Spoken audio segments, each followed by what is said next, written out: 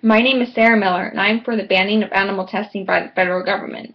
First off, as reported by Tamara Thompson, who writes for PETA, every year more than 100 million animals, including mice, rats, frogs, dogs, cats, rabbits, hamsters, guinea pigs, monkeys, and fish, are killed in the United States for chemical, drug, food, and cosmetic testing. Before their deaths, some are forced to inhale toxic fumes, others are immobilized in restraint devices for hours, some even have holes drilled into their skulls, and some have their skin burned off or spinal cords crushed. In addition, animals in laboratories are deprived of everything that is natural and important to them. In addition, many of these animals are similar to us, so they can experience pain. According to Bernard Rowland, who is a professor of animal sciences and a bioethicist at Colorado State University, animals do not understand source of pain, particularly the source of pain inflicted in experiments. They cannot rationalize that the pain will end soon, and their whole life becomes the pain. The source of pain becomes distress and can even skew the results of the experiment. So not only are these animals suffering, but they're not even suffering for a good cause, implying that animal testing is counterproductive and is completely senseless. Moreover, animal testing is extremely expensive and, as shown above, may not be effective.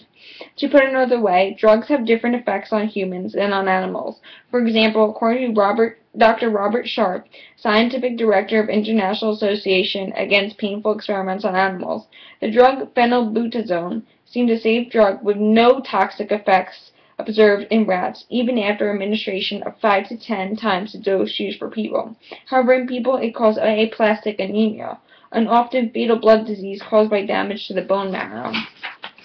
This proves that not only animal testing is immoral, but inaccurate.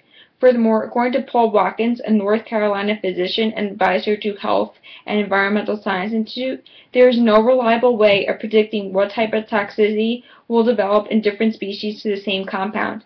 In other words, how are we supposed to know which animal will mimic a human? We don't.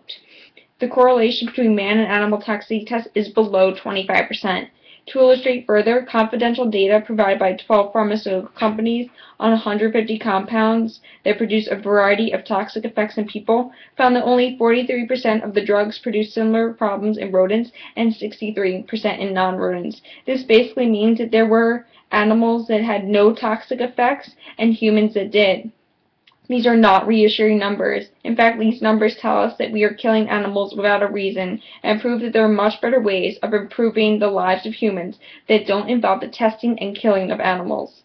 For example, Christopher Adderek, who has a PhD and MD from Yale, states epidemiology studies have helped with the identification of major risk factors for coronary heart disease.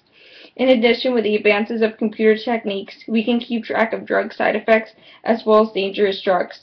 Based on the above information, I am confident that you will find that animal testing is both immoral and unnecessary, and that there are much better ways of improving our quality of life.